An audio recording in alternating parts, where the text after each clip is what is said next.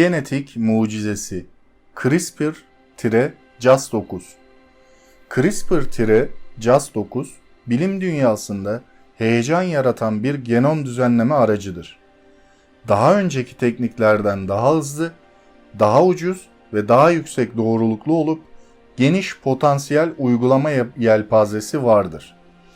Peki nedir bu CRISPR-Cas9? CRISPR-Cas9 genetikçilerin ve tıp araştırmacılarının genomun çeşitli kısımlarına ekleme, çıkarma ya da DNA diziliminde değişim yapmalarına olanak tanıyan özgün bir teknolojidir.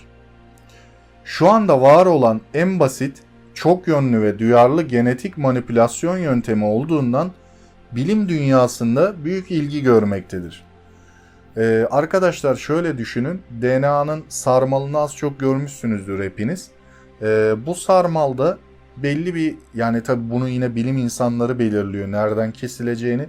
Bir makas alıp o DNA sarmalından bir kısmını kesip oraya farklı bir gen ekleme işlemine deniyor bu. Etik yönden de bazı sakıncaları olduğuna dair yerlerde mevcut. Yine makaleye dönüyorum. Peki nasıl işliyor? CRISPR-Cas9 sistemi DNA değişiklik, mutasyon yaratan iki önemli molekülden oluşuyor. Cas9 adlı bir enzim, genomun belirli yerlerinden iki DNA iplikçiğini kesebilen moleküler bir makas görevi görür. Böylece DNA parçaları eklenebilir veya çıkarılabilir. Rehber RNA denilen bir RNA parçası, daha uzun bir RNA iskeletinin içindeki önceden tasarlanmış küçük, yaklaşık 20 bazlık bir RNA diziliminden oluşur. Uzun RNA iskeleti DNA'ya bağlanır ve önceden tasarlanmış dizilim Cas9'un genomunun doğru noktasına gitmesine rehberlik eder. Böylece Cas9 enzimi doğru yerleri keser. Rehber RNA, DNA dizilimindeki belirli bir dizilimi bulup bağlanmak için tasarlanır. Rehber RNA, genomdaki hedef DNA diziliminin bütünleyici RNA bazlarına sahiptir. Bunun anlamı en azından kuramsal olarak rehber RNA'nın genomda sadece hedef dizilime bağlanacağı demektir. Cas9 rehber RNA'yı izleyerek DNA'daki ilgili yere gider ve DNA'nın iki iplikçiğindeki de kesik oluşturabilir. Bu aşamada hücre DNA'nın hasar gördüğünü fark eder ve onarmaya çalışır. Bilimciler DNA onarım mekanizmasını kullanarak ilgilendikleri hücrenin bir ya da birden fazla geninde değişiklik yapabilirler. Nasıl geliştirildi? Bazı bakterilerin bünyelerinde CRISPR-Cas9 sistemine benzer bir gen düzenleme sistemi bulunur. Bakteriler bu sistemi işgalci patojenlere, örneğin virüslere karşı yanıt olarak kullanır. Yani bir bağışıklık sistemi gibi.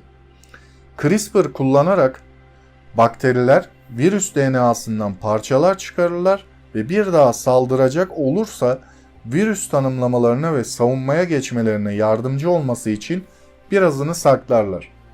Bilimciler bu sistemi hayvan hücrelerinde kullanacak şekilde uyarlıyor. Genleri değiştirmek için başka hangi teknikler var?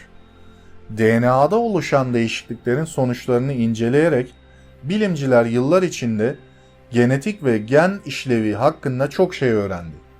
Bir gen üzerine değişiklik yapılabilirse, değişikliğin etkileri incelenerek genin işlevinin ne olduğu hakkında fikir edinilebilir. Uzun süre boyunca genetikçiler mutasyon yaratmak için ışınım veya kimyasal kullandı. Ancak mutasyonun genomun neresinde oluşacağını kontrol edemiyorlardı. Son yıllarda ise genetikçiler genomdaki belirli yerleri değiştirmek için genlerin bütününü veya bazılarını ekleyip çıkararak gen hedefleme yapıyor. Geleneksel gen hedefleme, genleri ve genetiği incelemek için çok değerli olmakla birlikte bir mutasyon yaratması uzun sürüyor ve oldukça da pahalı. Gen hedefleme yöntemlerini iyileştirmek için son zamanlarda çeşitli gen düzenleme teknolojileri geliştirildi. Bunlara CRISPR-Cas sistemleri, yazım etkinleştirici, benzeri etkileyici nükleazlar, talenler ve cıva parmaklı nükleazlar, ZFN'ler bulunuyor. CRISPR-Cas9 sistemi şu anda genleri düzenlemek için en hızlı, ucuz ve güvenilir sistem olarak öne çıkıyor. Uygulamaları ve vaatleri neler? CRISPR-Cas9 genetik bileşeni olan çok sayıda tıbbi rahatsızlığın kanser, hepatit B ve hatta yüksek kolesterol tedavisinde kullanılmak için yüksek potansiyele sahip. Önerilen uygulamaların çoğu somatik yani bedensel, hücrelerin genomlarının düzenlenmesiyle ilgili olsa da üreme hücrelerinin düzenleme potansiyeline ilişkin ilgi ve tartışma da sürüyor. Üreme hücreleri üzerine yapılacak değişiklikler nesilden nesile aktarılacağı için olayın ahlaki bir boyutu var. Üreme hücreleri üzerinde gen düzenleme yapmak şu anda Birleşik Krallık'ta da dahil dünyanın pek çok ülkesinde yasa dışı. Bedensel hücreler üzerinde CRISPR-Cas9 veya diğer gen düzenleme teknolojilerinin kullanımında ise herhangi bir sıkıntı yok. Zaten az sayıda olsa da ölümcül durumlarda tedavi için kullanıldılar. Araştırmanın devrimi. Biyologlar uzun yıllardır moleküler araçları kullanarak genom üzerine değişiklikler yapabilmekteler. Yaklaşık 10 yıl önce keşfedilen zinc finger nuclease enzimi ile bu değişiklikleri doğru bir şekilde yapabilmek araştırmacıları heyecanlandırmıştı. Doktor Haber her ne kadar bu enzimin etkisi harika olsa da $5.000 varan maliyet ve uygulamaların kolay olmaması sebebiyle araştırmacılara ağır bir külfet getirdiğini belirtiyor. Fakat CRISPR bundan çok farklı çalışıyor. Cas9 adı verilen enzime dayanan bu teknik ile RNA molekülü hedeflenen DNA bölgesine yönlendirilip hedeflenen genlerin silinmesi veya eklenmesi sağlanıyor. Araştırmacıların tek ihtiyaç duyduğu RNA parçacığını sipariş etmek, diğer bileşenler herhangi bir laboratuvarda çok rahat bir şekilde bulunabilecek türden. Bu teknolojinin tüm maliyeti $30 civarında. Bu her laboratuvarın bu teknolojiye ulaşmasını sağlaması açısından çok adil bir gelişme. Doktor Haber bunun büyük bir devrim olduğunu belirtiyor. CRISPR diğer gen düzenleme metotlarının modasını kısa sürede bitirdi. Doktor Skarnes bu teknolojinin etkisinden dolayı büyük bir şaşkınlık ve heyecan yaşadığını belirtiyor. Doktor Skarnes kariyerini her ne kadar maliyetli ve zaman alan bir iş olsa da embriyonik kök hücrelere gen ekleyerek genetiği değiştirilmiş deney hayvanları elde etmeye harcamış birisi olarak son 2 yıldır CRISPR teknolojisiyle laboratuvarının tanışmasından son derece memnun. Bu konunun bakterilere olan hayranlıktan daha önemli bir yanı ise sürecin benzerini kullanarak insanlar dahil diğer canlıların genetik dizlerini kontrol edip edemeyeceğimiz. Peki nasıl? Normal şartlarda bir hücre kendi DNA'sını benzer bir sistemle kestiğinizde hasar olduğunu fark edecek mekanizmalara sahiptir. Söz konusu mekanizmalar devreye girerek DNA'yı onarmaya başlar. Bu da bilim insanlarının iki şekilde işine yaramaktadır. Birincisi, işlevini bulmaya çalıştıkları bir genin bulunduğu bölgeye uygun bir RNA kullanarak ilgili gen bölgesini kesebilirler. Bu işlem sonucunda ortaya çıkan boşluk DNA onarım mekanizmaları tarafından doldurulurken mutasyon açığa çıkma olasılığı yüksektir.